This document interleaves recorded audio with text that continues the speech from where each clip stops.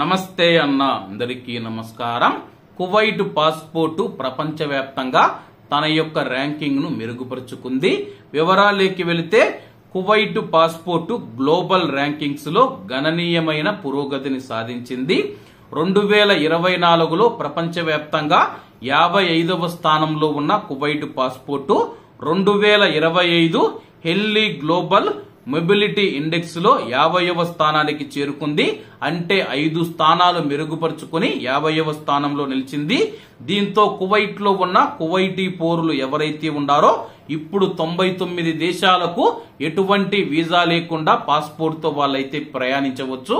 అలాగే visa on arrival కూడా అందుబాటులో ఉందని చెప్పేసి, అలాగే ప్రస్తుతం వీసా లేదా వీసా ఆన్ అరైవల్ తో పాస్పోర్ట్ యొక్క బలం మెరుగుపరచడాన్ని ప్రతిబింబిస్తూ ఉందని చెప్పేసి, గత 5 సంవత్సరాలలో మనం చూసుకుంటే కువైట్ పాస్పోర్ట్ తన యొక్క ర్యాంకింగ్ ను మెరుగుపరుచుకుంటూ దూసుకు వెళుతూ ఉన్నట్టు తాజా నివేదిక వెల్లడించింది.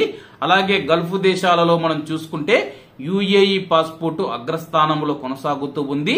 యుఏఈ పాస్పోర్ట్ కలిగిన వారు 185 దేశాలకు వీసా రహిత ప్రయాణం చేయవచ్చని చెప్పేసి, అలాగే 185 దేశాలకు వీసా ఆన్ అరైవల్ గమ్యస్థానాలకు యాక్సెస్ తో ప్రపంచవ్యాప్తంగా యుఏఈ పాస్పోర్ట్ 10వ స్థానంలో ఉందని చెప్పేసి, ఖతారు 112 దేశాలకు వాళ్ళైతే ఎటువంటి వీసా లేకుండా ప్రయాణించవచ్చు, ప్రపంచవ్యాప్తంగా 47వ స్థానంలో ఉంది.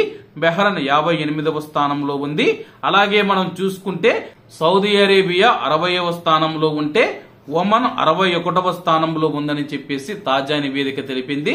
ఏది ఏమైనా సరే కువైట్ దేశం 5 స్థానాలు మెరుగుపరుచుకుని 50వ స్థానంలో నిలిచింది. కాబట్టి అందరూ బాగుండాలి, అందులో మనం ఉండాలి. అందరికీ నమస్తే అన్న, జై హింద్.